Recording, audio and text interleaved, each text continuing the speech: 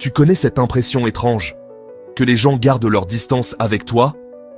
Comme s'il y avait une barrière invisible que tu n'as absolument pas mise là. Pourtant, t'es poli, t'es ouvert, mais il y a ce truc dans leur regard.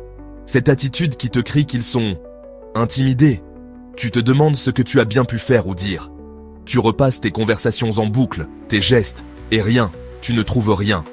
C'est une sensation super frustrante qui peut vite te faire sentir seul et incompris. Si ça te parle, reste bien jusqu'au bout.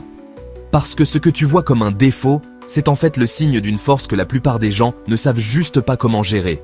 Ce n'est pas un problème à réparer, mais une puissance à comprendre.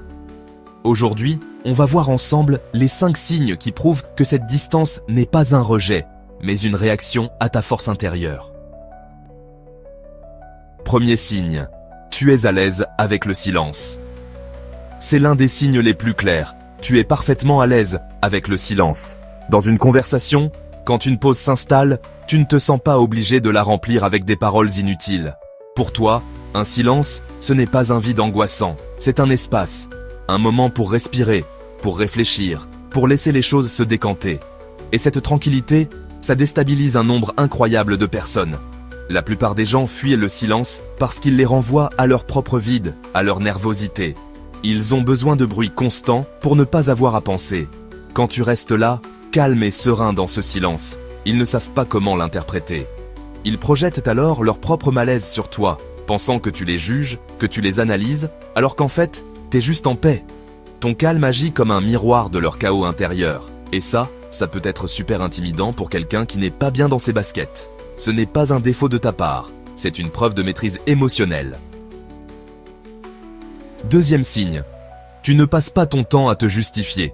Quand tu prends une décision, que ce soit refuser une soirée ou changer de voie pro, tu l'assumes, tranquillement. Tu n'as pas besoin de l'approbation des autres pour valider tes choix. Pour ceux qui dépendent du regard extérieur pour exister, ton autonomie, c'est un vrai mystère. Ils sont habitués à naviguer dans un monde de compromis et de recherche de validation permanente. Le fait que tu refuses de jouer ce petit jeu social est perçu, non pas comme de la confiance, mais comme de l'arrogance ou de la froideur. Ils ne comprennent pas qu'on puisse être aussi sûr de soi sans chercher à s'imposer.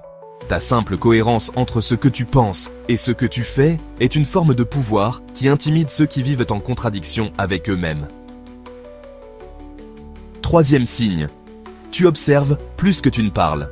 En groupe, tu n'es pas du genre à parler le plus fort ni le plus souvent. Non, toi, tu écoutes, tu observes. Le troisième signe, c'est ta nature observatrice. Tu captes les dynamiques de groupe, tu lis entre les lignes, tu sens les vraies intentions derrière les mots. Tu parles peu, mais quand tu le fais, tes paroles sont justes, pertinentes et pleines de sens. Quatrième signe, ton indépendance. Être seul ne te fait absolument pas peur. Au contraire, tu apprécies vraiment ces moments. Aller au ciné en solo, dîner au resto tout seul, ou juste passer un week-end sans rien de prévu, ça ne t'angoisse pas du tout. Pour toi, la solitude, c'est une façon de te ressourcer, pas une punition. Dans une société qui valorise l'hyperconnexion, ton indépendance est presque un acte de rébellion. Les autres projettent leur propre peur de la solitude sur toi. Ils s'imaginent que si tu es seul, c'est que tu es triste ou isolé, et quand ils voient qu'en fait tu es épanoui, ça les déroute complètement. Ton bonheur ne dépend de personne d'autre, et cette autosuffisance est hyper intimidante pour ceux dont le bien-être est constamment suspendu à la présence et à l'approbation des autres. Ils peuvent te voir comme distant ou inaccessible, alors que tu es simplement complet par toi-même. Et enfin, cinquième signe. Tu as des standards élevés. Pour toi, mais aussi pour les gens que tu laisses entrer dans ton cercle. Les drames inutiles, la méchanceté gratuite ou le manque de respect, très peu pour toi. Tu préfères avoir un cercle d'amis restreint mais authentique, plutôt qu'une foule de connaissances superficielles. Cette exigence de qualité n'est pas de l'élitisme, c'est juste du respect de soi. Cependant, les personnes qui manquent de confiance en elles peuvent interpréter tes standards comme un jugement personnel. Elles se sentent pas à la hauteur avant même d'avoir essayé de te connaître. Ton refus de t'engager dans des relations ou des situations qui ne te correspondent pas est vu comme un rejet de leur personne, alors qu'il s'agit simplement de protéger ton énergie. Tu n'intimides pas parce que tu te crois supérieur, mais parce que tu connais ta valeur et que tu refuses de te brader. Alors, si tu te reconnais là-dedans, Être à l'aise dans le silence, ne pas te justifier, observer, aimer la solitude et avoir des standards élevés. Arrête de te demander pourquoi les gens gardent leur distance. Le problème, ce n'est pas toi. C'est ta force qui les déstabilise. Surtout, n'essaie pas de te rabaisser pour être plus accessible. Ne remplis pas les silences avec du vide. Ne te justifie pas pour rassurer les autres.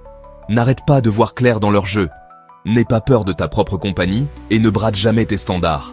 Ces traits, ce sont les piliers de ton intégrité. Ils intimident peut-être ceux qui ne sont pas prêts à te rencontrer à ce niveau. Mais ils agiront comme un aimant pour les personnes qui, comme toi, valorisent l'authenticité, la profondeur et le respect. En réalité, tu ne fais pas peur aux bonnes personnes, tu fais juste le tri. Alors, assume cette force. C'est ton plus grand pouvoir.